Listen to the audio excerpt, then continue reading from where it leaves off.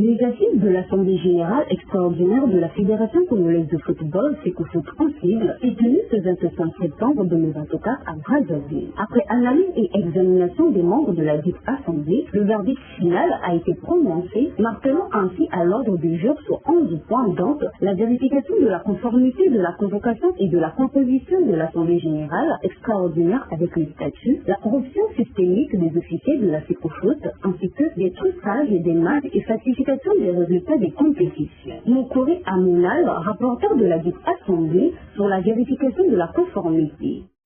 Le comité exécutif doit convoquer une assemblée générale extraordinaire lorsqu'une majorité, plus de 50% des membres de la FECOFOOT ayant droit au vote en font la demande écrite. La demande doit préciser les points inscrits à l'ordre du jour. Une assemblée générale extraordinaire doit se tenir dans un délai maximum de 15 jours à compter de la réception de la demande. Si aucune assemblée générale extraordinaire n'est convoquée, les membres qui ont fait la demande peuvent la convoquer eux-mêmes. Suite aux corruptions systémiques des officiels, dans ce comité final, le rapporteur nous dit ce qui suit. L'Assemblée générale extraordinaire, en conformité avec l'article 26 des statuts, a décidé de demander un audit externe des comptes de la FECOFOOT en rapport avec les griefs énoncés sur la corruption et l'opacité dans la gestion des ressources. Retirer sa confiance au comité exécutif actuel et prononcer sa révocation. Demande la suspension immédiate du secrétaire général, co-gestionnaire des ressources de la FECOFOOT. Toujours dans ce communiqué, Moukouri private sur les trucages des matchs tout en soulignant l'engagement des membres de l'Assemblée générale.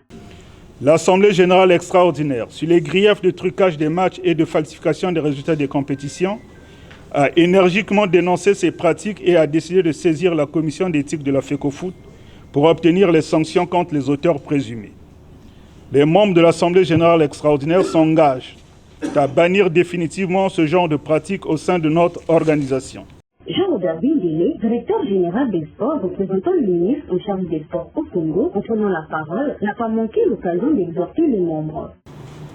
Votre présence en ces lieux témoigne la grandeur de la responsabilité qui vous incombe en analysant de fond en comble les problèmes de gouvernance qui nous préoccupent tous.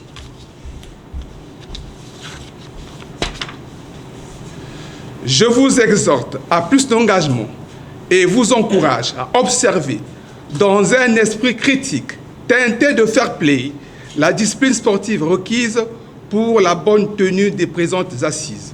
Rappelons que suite aux sanctions abusées à l'encontre des clubs et des officiels, les membres de la dite Assemblée ont décidé de la lever. Ainsi que, après un débat passionnant, celui-ci ont demandé la reprise d'une collaboration harmonieuse avec le ministère en charge des sports.